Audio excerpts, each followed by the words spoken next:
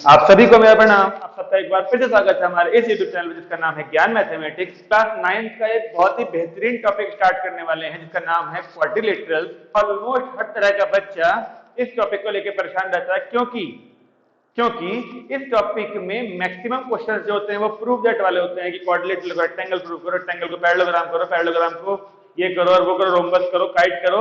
आज हम केवल और केवल क्वाड्रिलेटरल्स का इंट्रोडक्शन पढ़ेंगे, लेकिन धीरे धीरे करके हम एनसीईआरटी की पूरी एक्सरसाइज इंक्लूडिंग एग्जांपल, थ्योरम आपको सब कराने वाले हैं इस पूरी सीरीज में। तो हमारे साथ बने रहिए। चैनल को सब्सक्राइब ना किया तो सब्सक्राइब करिए, अपने दोस्तों तक इस पूरी सीरीज को पहुंचाइए। ये आपकी जिम्मेदारी है ताकि वो बच्चे भी इस सीरीज का बेनिफिट ले सकें। चलिए शुरू करते हैं।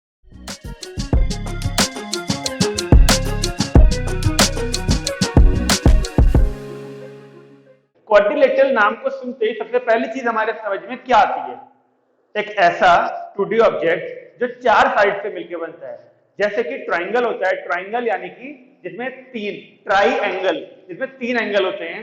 इस तरीके से क्वाड्रिलेटरल का यानी क्वाड यानी चार जिसमें एंगल होंगे, वो ऑब्जेक्ट हमारा क्वाड्रिलेटरल होगा। लेकिन क्या हर तरह के चार पॉइंट्स को जोड़ के एक क्वाड्रिलेटरल बन सकता है? नहीं।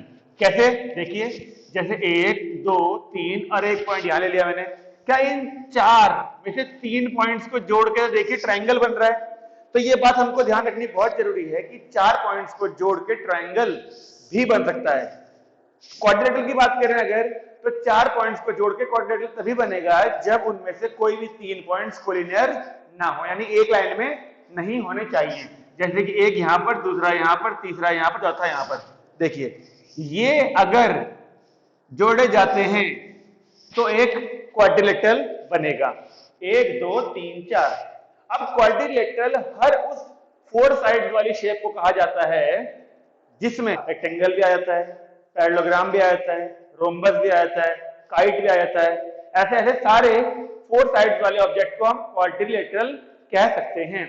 मोर स्पेसिफिकली उन सबको रेक्टेंगल, स्क्वायर और पैरेललोग्राम और काइट और रोम्बस कहा जाता है। लेकिन एज ए होल अगर हम उनको कंसीडर करें तो वो सब क्वाड्रिलेटरल की ही कैटेगरी में आते हैं। अच्छा जी, तो अगर ये क्वाड्रिलेटरल है, देखें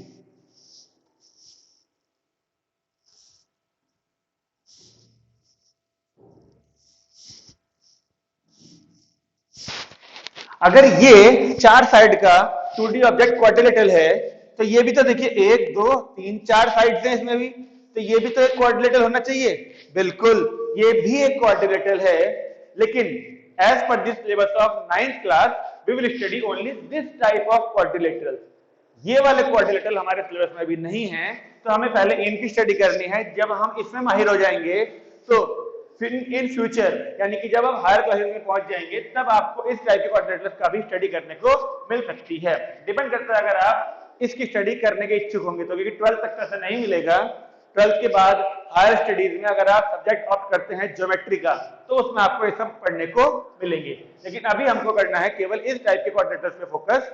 तो देखिए, अगर मैं इसकी नेमिंग कर दूं ए बी सी डी, तो चार हो गई हमारी ये साइड्स। इन चार साइड्स को हम एजेस भी बोल सकते हैं, A B, B C, C D and A D. ये हो गई हमारी एजेस। एजेस यानी कि साइड्स। ये वो टर्म है जिससे आपको चैप्टर में लिखा हुआ मिल सकता है, इसलिए मैंने बता दिया आपको। अच्छा, ये देखिए वर्टिसेस हो गए हमारे A B C and D. ऐसे ही अगर मैं किन्हीं दो अपोजिट वर्टेक्स को ज्वाइन करूं, जैसे ए से सी को ज्वाइन किया या फिर बी से डी को ज्वाइन किया, तो ए सी और बी डी ये दो होते हैं हमारे डायगोनल्स। एक क्वाड्रिलेटरल के अंदर दो ही डायगोनल पॉसिबल हैं, क्योंकि देखिए मैंने कहा ए से सी को ज्वाइन करेंगे तो डायगोनल बनेगा। आप ए से बी को करेंगे तो डायगोनल नहीं, मतलब साइड बन जाएगी। ए से आप बी को नहीं कर सकते, ए से आप बी को नहीं कर सकते, ए से केवल आप सी को ही कर सकते हैं, तो ही डायगोनल पॉसिबल है। सेम केस डी के साथ है, डी से ए पे नहीं, डी से सी पे नहीं, डी से केवल आप बी को ज्वाइन कर सकते हैं, तो ही डायगोनल है। इसके बारे में डिटेल में 11th क्लास के बच्चे पढ़ते हैं जब उनको एक 4 साइडेड स्ट्रक्चर या फिर 5 साइडेड स्ट्रक्चर, 6 साइडेड स्ट्रक्चर दिया जाता है और पूछते हैं बताओ नंबर ऑफ डायगोनल्स कितने होंगे। तो इस कॉन्सेप्ट का इस्तेमाल वहां पर करा जाता है कि साइड्स को हटाना पड़ता है और तब देखना पड़ता है कितने पॉसिबल डायगोनल्स बन सकते हैं उन स्ट्रक्चर्स के अंदर। अगला टॉपिक आता है हमारा क्वाड्रिलेटरल के बारे में, बहुत ही रोचक, एंगल सम प्रॉपर्टी। अब ये एंगल सम प्रॉपर्टी सुनते ही हर किसी के कान खड़े जाते हैं, सर 180 डिग्री।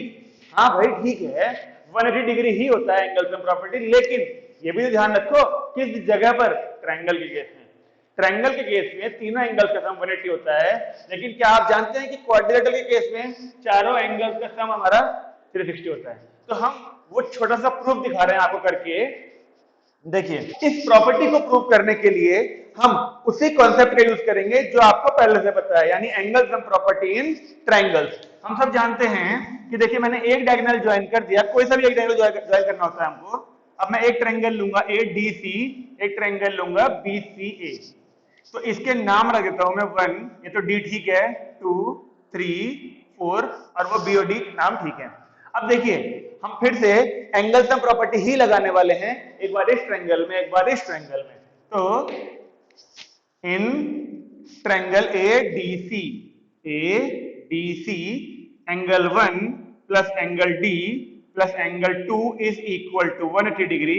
इसे ले लेते हैं इक्वेशन नंबर 1। अब यही प्रॉपर्टी लगाते हैं ऊपर वाले ट्रायंगल में, in triangle ABC angle 4 plus angle B plus angle 3 is equal to 180 degree. अब इन दोनों इक्वेशंस को बस हमको ऐड ही तो करना है। देखिए angle 1 plus angle D plus angle 2 plus angle 4 plus angle B plus angle 3 is equal to 180 plus 180 is 360 degree. अब आंसर तो आ चुका, लेकिन यहां तो बहुत सारी चीजें देखते रहिए।